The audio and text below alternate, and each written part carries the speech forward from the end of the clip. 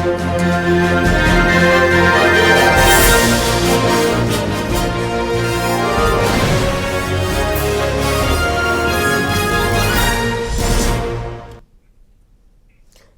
आदाब, मैं हूं अफशा जबीन। आप देख रहे हैं महाराष्ट्र न्यूज। सबसे पहले नजर डालते हैं हेडलाइंस पर।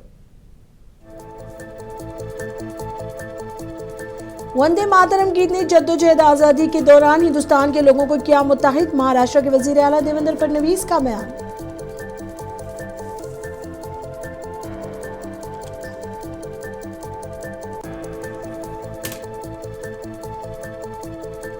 पुणे ने अराजी घोटाले के इल्जामात पर नायब वजीर आला अजीत पवार का रद्द-ए-अमल। कहा, मामले के तमाम पहलुओं की होगी तहकीकात।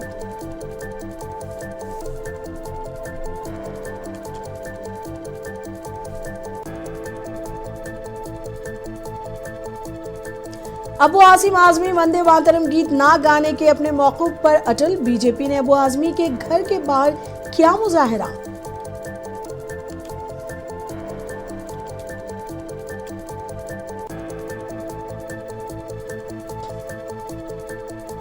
वुमेन्स वर्ल्ड कप जीतने पर महाराष्ट्र से ताल्लुक रखने वाली तीनों खिलाड़ियों को हुकूमत ने एजाज से नवाजा।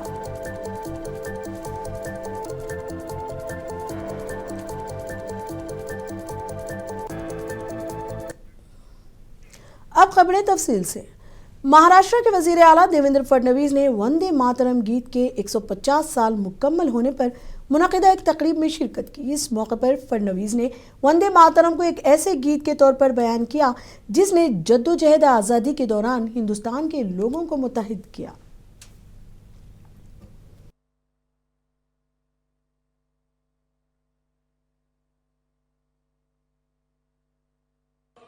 अगदी अहिंसेतून आपल्याला स्वातंत्र्य प्राप्त करायचं आहे असे म्हणणारे या देशातले जे नेते होते त्या नेत्यांकरताही वंदे मातरम हेच महत्वाचं घोषवाक्य झालं। तर क्रांतिकारकांना दिशा देणाऱ्या लोकमान्य टिळकांपासनं तर पलीकडे क्रांतिकारकांची एक संपूर्ण जी मांदियाळी तयार झाली, या संपूर्ण मांदियाळीने वंदे मातरमलाच आपलं घोषवाक्य केलं आणि वंदे मातरम हा एक प्रकारे स्वातंत्र्याच्या परवलीचा शब्द तयार झाला। आणि मला असं वाटतं की या स्वातंत्र्य लढ्यामध्ये खूप मोठं योगदान वंदे मातरमने दिलं। 1907 साली ज्यावेळी पहिल्यांदा स्वतंत्र भारताचा झेंडा कसा असेल हा झेंडा तयार करण्यात आला, त्या झेंड्यावरही त्या ध्वजावरही वंदे मातरम लिहिण्यात आलं। महात्मा गांधी आपल्या प्रत्येक पत्राचा समारोप हा वंदे मातरमने करायला लागले आणि त्यातून खऱ्या अर्थानं पुणे अराजी घोटाले के इल्जामात पर नायब वजीर आला अजीत पवार का बयान सामने आया है। अजीत पवार ने कहा उनका इस मामले से कोई ताल्लुक नहीं है। अजीत पवार ने कहा कि वो पहले ही वाजे कर चुके हैं कि वो किसी भी किस्म की कोताही बर्दाश्त नहीं करेंगे। उन्होंने कहा कि वो जाती तौर पर इस मामले के तमाम पहलुओं की तहकीकात करेंगे। पुढे सांगायचं आहे की जे काही आता टीव्ही वेगवेगळ्या चॅनलला चाललेलं आहे त्याबद्दलची पूर्ण माहिती मला काही नाही आहे। माझा त्या गोष्टीशी डायरेक्ट अजित पवार म्हणून दुरान्वयी देखील संबंध नाही। मला 35 वर्ष महाराष्ट्रातली जनता ओळखते। त्या संदर्भामध्ये मी उलट या निमित्तानं संपूर्ण माहिती घ्यायचं ठरवलेलं आहे। कारण मागे एकदा 3-4 महिन्यापूर्वीची गोष्ट असेल की अशा पद्धतीचं काहीतरी चाललंय असं कानावर आलं, त्यावेळेस मी सांगितलं की असलं काही चुकीचं केलेलं मला चालणार नाही। असल्या कुठल्याही चुकीच्या गोष्टी कुणी पण करू नयेत अशा स्पष्ट सूचना मी दिलेल्या होत्या। परंतु त्याच्यानंतर परत काय झालं ते काही मला माहिती नाही। परंतु आता चॅनलमध्ये वेगवेगळ्या त्या जमिनीच्या बद्दल बरंच काही सांगितलं जातं, त्याची इत्थंभूत माहिती काय। कांग्रेस लीडर विजय वडेट्टीवार ने पुणे जमीन घोटाले केस की जामा जांच कराने का मुतालबा किया। उन्होंने कहा कि तमाम कसूरवारों के खिलाफ कार्रवाई की जानी चाहिए। हम तो सीएम को भी ऐसे घोटाले निकाले जाए महाराष्ट्र से और त्वरित कार्रवाई करते जाए, पर इसमें पृथ्वीराज पाटिल एक डायरेक्टर है उसके ऊपर हुआ, सब रजिस्ट्रार पे हुआ, पर ये इसमें गुना और शीतल तेजवानी पे उसमें ऑफेंस दाखिल हुआ। पर जिसके नाम से ये इतने बड़े कंपनी है उसके ऊपर गुनाह दाखिल है। वहां हो सकता है इसमें कल चलकर ईडी आए, क्योंकि 300 करोड़ का घोटाला है, पैसे कहां से है, उसका वे आउट कहां से है, सब कुछ आ जाएगा। ये कोई 5, 10, 20 करोड़ का काम नहीं है। और ये 300 करोड़ व्हाइट में दे तो फिर ये बाकी का व्यवहार भी होता है, क्योंकि मार्केट वैल्यू से आजकल ये सब जमीन खरीदी की जाती है। ये सब मुझे दिखता है कि एक बात स्पष्ट होती है, सरकार कार्रवाई करना चाहती है और बड़े लोगों को बचाना भी चाहती है। क्या दिखाना चाहती है मालूम नहीं। इनमें सब में मैंने चोर सोडून सगळ्यांना शिक्षा, सबको शिक्षा देना चोर छोड़कर, ये कहाँ का न्याय है। रियासत के नायब वजीर आला अजीत पवार के बेटे पारस पवार पर पुणे में जमीन से मुतालिक बेजाब्तगियों का इल्जाम है। सामाजिक कारकुन अन्ना हजारे ने किसी का नाम लिए बगैर इस पर रद्द अमल जाहिर किया है। उन्होंने कहा कि अगर किसी वजीर का बेटा इस तरह का बर्ताव करता है तो ये बदकिस्मती है। मंत्र्यांची मुलं जर वागत असतील ते मंत्राचा दोष आहे। संस्कार हे महत्वाचे असतात, पहिले कुटुंबातले संस्कार, घरचे संस्कार, गावाचे संस्कार, समाजाचे संस्कार। आज राळेगण स्थितीमध्ये एवढं मोठं गाव आहे पण कधी गडबड नाही, गोंधळ नाही, वाईट कधी वागत नाही, तेव्हा हे त्यांच्यामध्ये रुजवलं पाहिजे। कुठेतरी अपुरा पडतो, त्याच्यामुळे कधीतरी घडतंय। त्यांना सल्ला एकच आहे की मानवी जीवन जे मिळालं ते कशासाठी मिळालं? फक्त खायचं प्यायचं, जीवन चैनबाजी करून जीवन करून मरायचं एवढ्यासाठी जीवन नाही। समाजवादी पार्टी के एमएलए अबू आसिम आजमी ने अपने इस मौक़िफ़ का इआदा करते हुए कहा कि वो वंदे मातरम को इसके मजहबी मफहूम की वजह से नहीं गाएंगे। उन्होंने कहा कि बीजेपी लोगों में तनाव पैदा करने की जिम्मेदार है। नहीं, तो जबरदस्ती का प्रोटेस्ट है ना, जबरन किसी को कोई चीज पढ़ाई नहीं जा सकती। जो एक अल्लाह को मानता है, जो अपनी माँ का भी सजदा नहीं करता, वो जमीन का सजदा, सूरज का सजदा नहीं कर सकता। ये इस्लाम में कहा गया है, और इस्लाम में सबसे बड़ा गुनाह अल्लाह का शरीक बनाना है। हम उसका अपोज थोड़ी करते हैं, हम तो हमेशा खड़े रहते हैं असेंबली के अंदर, पार्लियामेंट के अंदर, हम उसका सम्मान करते हैं। लेकिन मैं पढ़ नहीं सकता, इसलिए कि मैं अल्लाह की इबादत करता हूँ। मैं सीएम से इस काम के लिए मिलने नहीं गया था। इसके लिए मैं क्यों सीएम से लिया? मैं सीएम से दूसरे काम के लिए मिलने गया था, मेरे एरिया में डेवलपमेंट के फंड के लिए मिलने गया था। महाराष्ट्र हुकूमत के वजीर मंगल प्रभात लोधा आज बीजेपी कारकुनों के साथ आज सुबह वंदे मातरम का विरत करने महाराष्ट्र एसपी सदर और एमएलए अबू आसिम आजमी के जुनूबी मुंबई में वाक़े उनके घर पहुंची। पुलिस ने एहतियात के तौर पर अबू आजमी के घर के पास रुकावटें खड़ी कर दी हैं। ताहम अबू आसिम आजमी घर पर नहीं थे, लेकिन एसपी कारकुनों ने बीजेपी और गृह और रियासत वजीर को शरबत और फूल पेश किए।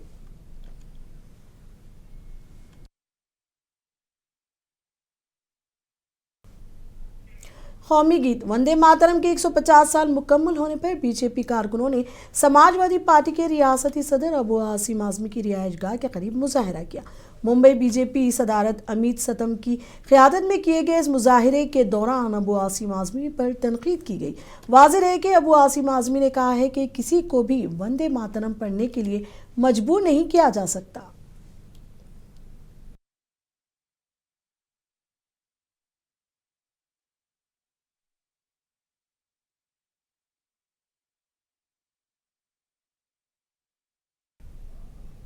शिवसेना यूपीटी के लीडर आदित्य ठाकरे ने वंदे मातरम मामले पर बीजेपी की जानिब से एहतजाज पर अपना रद्द-ए-अमल जाहिर किया। उन्होंने कहा बीजेपी ए टीम है और अबू आसिम आजमी बी टीम है।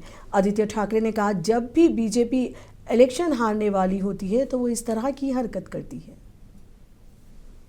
मी आधी पण सांगितलं होतं ते एकमेकांचं सेटिंग असतं नेहमी आणि ए टीम बी टीम असं काम करत असतात। जेव्हा जेव्हा भाजप निवडणुका हरायला येतं किंवा त्यांना वाटतं की आता काही लोकांमधून सपोर्ट मिळत नाहीये, तेव्हा ह्या व्यक्तीला पकडून म्हणजे बी टीमला पकडून ते असं काहीतरी करतात। हिंदुस्तानी ख्वातीन क्रिकेट टीम के अरकान को जुमेरात के रोज़ महाराष्ट्र के वजीर आला देवेंद्र फडणवीस की सरकारी रिहायशगाह पर तहनीत पेश की गई। इस इवेंट में भारत के पहले ICC women's cricket world cup title जीतने का जश्न मनाया गया। नायब कप्तान सिमृति मंधाना और टीम के अरकान जेमिमा रोड्रिग्स और राध्या देव को चीफ मिनिस्टर देवेंद्र फडणवीस ने टीम की फतह में इनकी शानदार शिराकत के लिए एजाज से नवाजा। तीनों खिलाड़ियों में से हर एक को नकद इनाम के तौर पर 2,25,00,000 रुपए का चेक दिया गया, जबकि टीम के हेड कोच अमोल को 22 लाख रुपए का चेक पेश किया गया। तकरीब में नायब वजीर आला अजीत पवार, वजीर खेल मानिक राव, सखावती उमूर के वजीर आशीष शेलर और दीगर शख्सियात मौजूद थी। इस मौके पर महाराष्ट्र के वजीर आला देवेंद्र फडणवीस ने कहा कि ये हम सब के लिए बड़े फख्र की बात है कि हमारी ख्वातीन की टीम ने ICC वुमेन्स वर्ल्ड कप का टाइटल जीता है।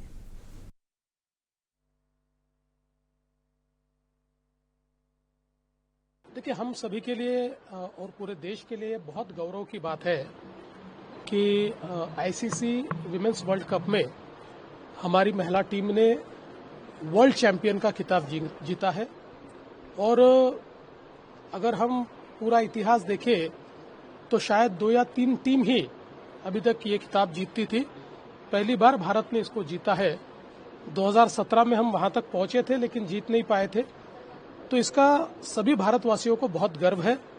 हमारी टीम ने आदरणीय प्रधानमंत्री जी से भी मुलाकात की है, आदरणीय राष्ट्रपति जी से भी मुलाकात की है। लेकिन जो हमारे महाराष्ट्र के खिलाड़ी है, विशेष रूप से जो वाइस कैप्टन स्मृति मानधना है, बहुत अच्छी जिन्होंने बैटिंग की, ऐसी जो बैटर हमारी जेमिमा रॉड्रिग्स है, या बहुत अच्छी खिलाड़ी और बेस्ट फील्डर के रूप में जिसकी तरफ देखा जाता है जैसे राधा यादव है, और अमोल मुजुमदार जो कोच है, ये सारे हमारे महाराष्ट्र के लोग हैं। और इसलिए हम लोगों ने ये तय किया कि हम उनका स्वागत और सत्कार करेंगे। तो आज महाराष्ट्र सरकार की ओर से हमने उनका सत्कार भी किया है। हिंदुस्तानी ख्वातीन क्रिकेट टीम की खिलाड़ी जेमीमा ने उन्हें रियासती हुकूमत की जानिब से एजाज से नवाजे जाने पर खुशी का इजहार किया। उन्होंने कहा कि वर्ल्ड कप जीतना सबका ख्वाब था और ये ख्वाब अब हकीकत में बदल गया है। A lot of gratitude to the Maharashtra state government, especially Honorable CM sir. Thank you for, when you do work hard and you get rewarded for it, it feels special.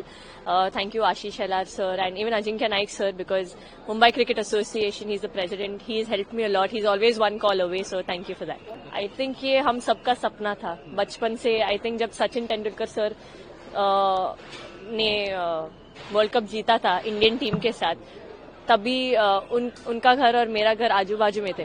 तो मेरे बालकनी से मैंने Sachin sir को देखा अपने गाड़ी में आते हुए, और इतना क्राउड था बैंड्रा में कि उनका गाड़ी आगे भी नहीं जा सकता था, इतना क्राउड था। और तब मैं 11 साल की थी और मैंने पीछे से सर गाड़ी से उतरते हुए देखा। तो that time it was a dream कि okay, I want to win a world cup for India and I can't believe like after so many years, that was 2011, this is 2025, this dream has come to pass. मरकजी वजीर ज़राअत शिवराज सिंह चौहान ने महाराष्ट्र के बीड़ का दौरा किया, जहां मरकजी वजीर ने किसान सम्मेलन प्रोग्राम में हिस्सा लिया। इस मौके पर शिवराज सिंह चौहान ने कहा कि मरकजी हुकूमत किसानों की फलाह व बहबूद के अहद की पाबंद है। उन्होंने कहा कि रियासती मरकजी हुकूमत किसानों की आमदनी को बढ़ाने के लिए लगातार कोशिश कर रही है।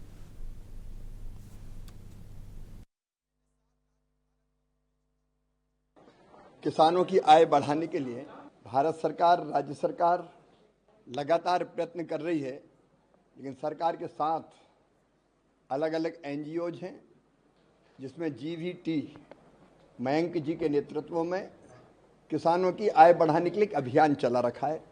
आज मैंने प्रत्यक्ष उन किसानों से बात की कि जिन्होंने अपने फसल पैटर्न को बदला, वो अनाजों की खेती छोड़ के फलों की खेती की तरफ गए और उन्होंने यहाँ प्रशिक्षण प्राप्त किया, अच्छे पौधे प्राप्त किया, अच्छे प्लांट लिए और GVT के मार्गदर्शन में उन्होंने खेती की।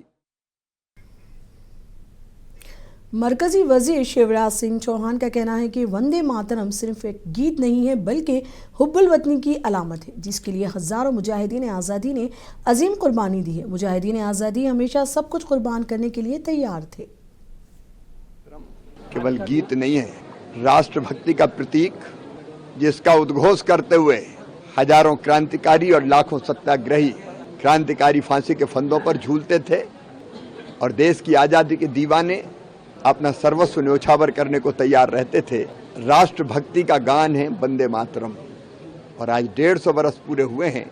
बंकिम जी के चरणों में प्रणाम, आनंद मठ कि उपन्यास में उन्होंने यह गीत लिखा था।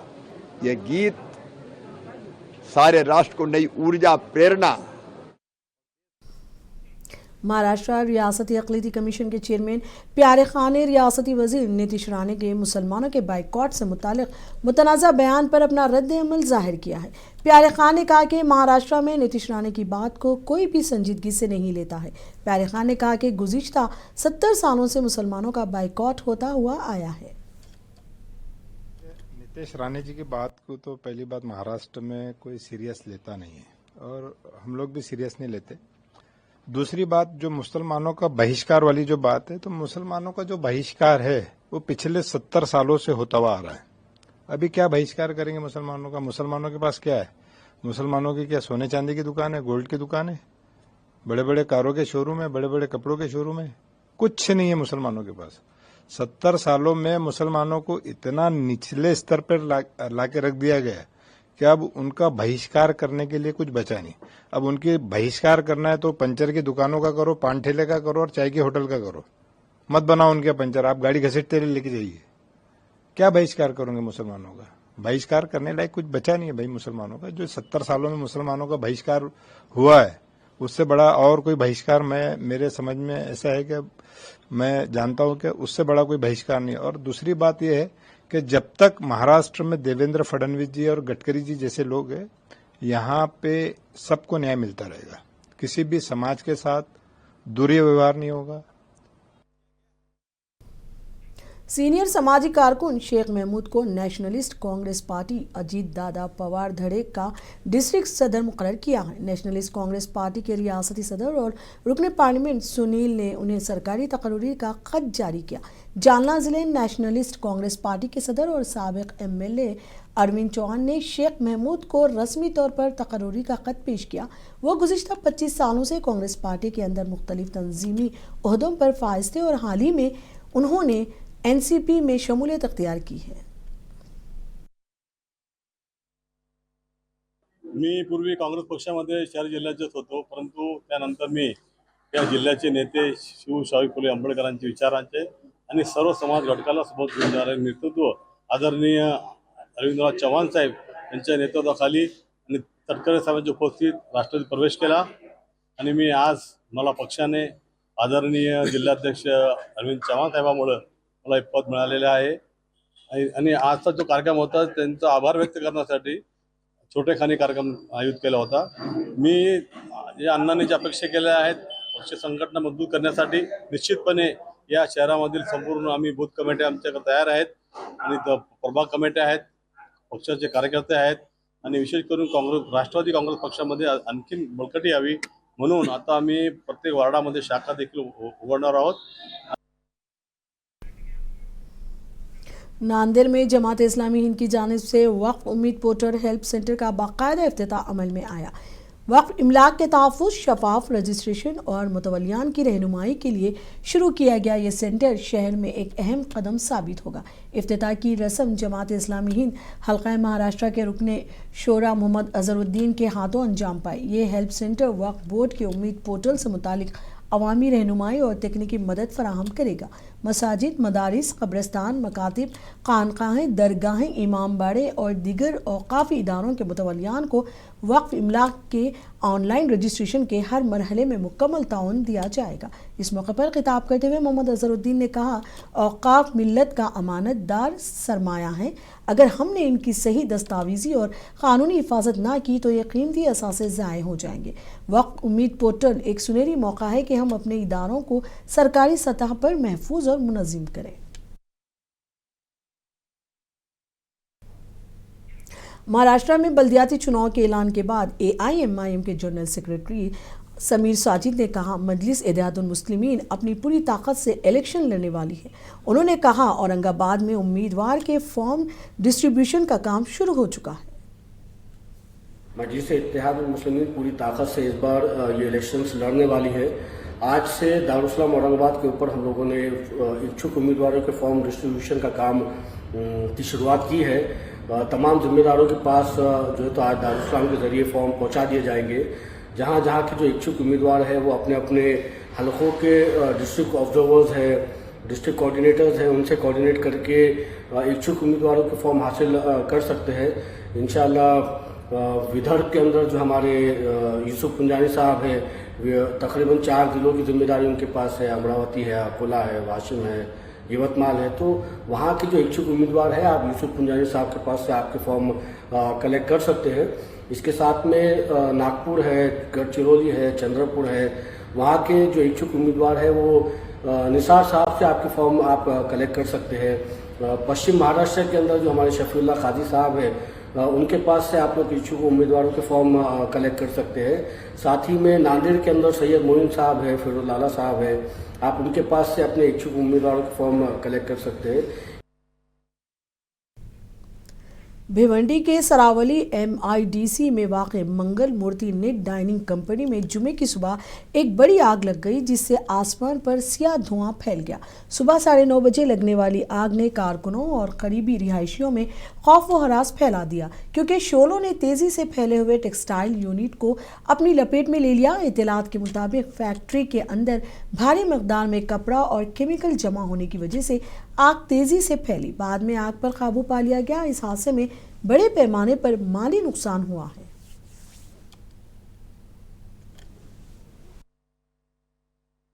9:25 को कॉल आया, MIDC में आग लगी है, सरावली MIDC में।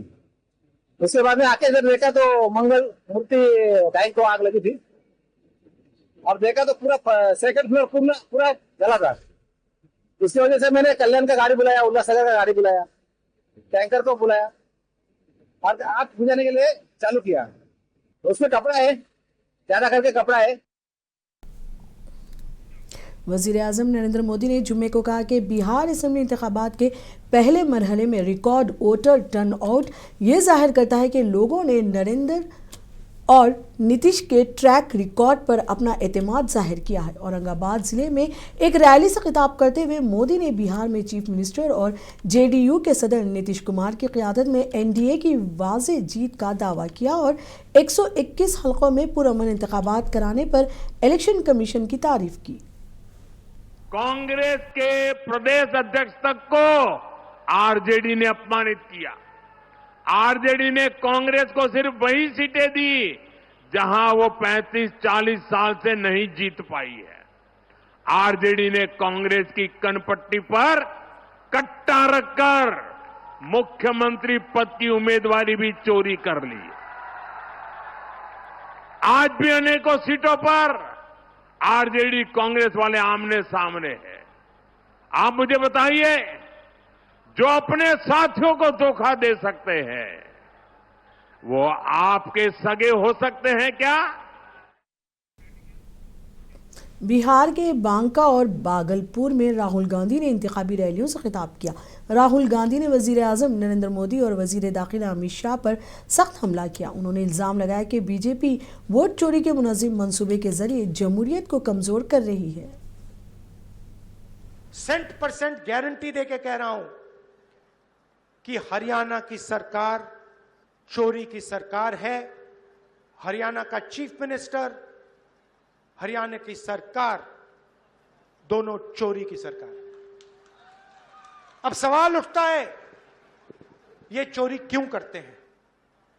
ये चोरी अदानी और अंबानी की मदद करने के लिए, अरबपतियों की मदद करने के लिए, आपकी जमीन अदानी अंबानी जैसे लोगों को देने के लिए।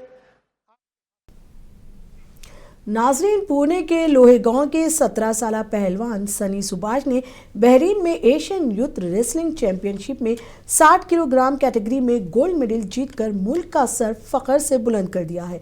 गरीब घराने से ताल्लुक़ रखने वाले सनी ने मुश्किल हालात के बावजूद हिम्मत नहीं हारी। अपने वालिद की रहनुमाई और ख़ुद की अनथक मेहनत से इसने बैनुल अक़वामी सतह पर कामयाबी हासिल की। अब सनी का अगला ख्वाब ओलंपिक्स में मुल्क के लिए तमगा जीतना है। आप देखिए ये एक रिपोर्ट। मुझे देइए इजाजत। आदाब।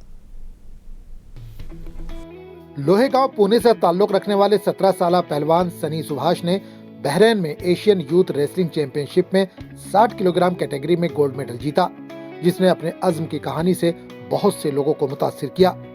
सनी का ताल्लुक एक गरीब घराने से है। इसके वालिद सुभाष खेती बाड़ी के कामों से जुड़े, जबकि वालदा भी छोटे मोटे काम करके गुजारा करती हैं। यह खानदान लोहे गांव में एक छोटी सी झोपड़ी में रहता है, जिसे इन्होंने 15 साल कबल बीड़ से मुंतकिल होने के बाद बनाया था। इन मुश्किलात के बावजूद कुश्ती हमेशा इनकी जिंदगी का एक बड़ा हिस्सा रही। खुद एक पहलवान सुभाष ने अपने 3 बेटों को उनकी झोपड़ी के पास एक आरजी कुश्ती के मैदान में तरबियत दी। भावना साहेब, देशासाठी त्याने गोल्ड मेडल जिंकला, तो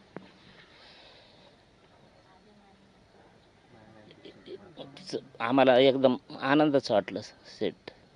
सर, मेडल जीतने के बाद उसने मेरे मम्मी पापा को फ़ोन किया, बहुत खुशी हुई सर। हम तो आगे नहीं जा सके सपोर्ट के वजह से। अभी भी हम खेलते हैं मट्टी में, लेकिन सपोर्ट नहीं किसका। अभी पिछली बार भी उसने नेशनल का मेडल लाया, हमारे महाराष्ट्र में 5-6 मेडल लाए मेरे भाई ने। तो उसको आगे तक पहुंचाने का, मीडिया तक, आगे लोगों तो गाँव वालों तक पहुंचाने का काम किसने नहीं किया। तो अभी वो सन एशिया का मेडल लाया ना, तो मैं सबसे पहले है ना संतोष रागपसरे, अभी मैं इनके पास गया सनी को लेकर। अभी सनी के लेके इनके पास गया तो इन्होंने पूरे मीडिया को, पूरे गाँव वालों तक, सब तक पहुंचाने का काम इन्हीं ने किया है, संतोष रागपसरे। सर, वो सनी जब छोटा था तो उसका बचपन से हम खेल देखते आ रहे। सनी को मेरे पापा सदाशिव रागपसरे बचपन से वो ट्रेनिंग देते आ रहे। जब सनी ने गोल्ड मेडल एशिया में जीता, तो सबसे पहले हमको इतना मन भर के आ गया कि हमारा गांव का एक लड़का है जो छोटे घर में रहता है, उसका बाकी सब चीज़ उसके नहीं होती है, भी आज इतना बड़ा इंटरनेशनल लेवल तक हमारे गांव का नाम रोशन किया, तो हमको बहुत खुशी हो गई। सनी ने बहरीन में होने वाले एशियन यूथ गेम्स में इराक, ईरान, जापान और कोरिया के खिलाड़ियों से मुकाबला किया। फाइनल में इसने एक ईरानी पहलवान को शिकस्त देकर तलाई तमगा जीता। शेड्यूल के अनुसार मैं 2-3 महीना अच्छे से प्रैक्टिस किया। फिर उधर मेरा कंपटीशन था बहरीन में, उधर गया थोड़ा। उधर गए तो मतलब उधर सबसे पहले वो कोरिया का लड़का था, मतलब साउथ कोरिया का, उसकी मेरी कुश्ती हो गई, मैंने उसको हरा दिया। फिर उसके बाद जापान वाला था एक, उसको भी हरा दिया। फिर और फिलिप्स मतलब वो देश है, उधर का भी था, उसको हरा दिया। फिर फिलीपींस वाला, उसको भी हरा दिया। फिर कजाकिस्तान का देश था, उसको भी हरा, मतलब फाइनल में ईरान वाला आ गया था, उसको भी 6 लड़कियों को मैंने हरा दिया और उधर मेरा गोल्ड बेटा। सनी का सफर जाहिर करता है कि हुनर, मेहनत और मदद मुश्किल तरीन चैलेंजेस पर भी काबू पा सकती है। ब्यूरो रिपोर्ट, मुंसिफ टीवी।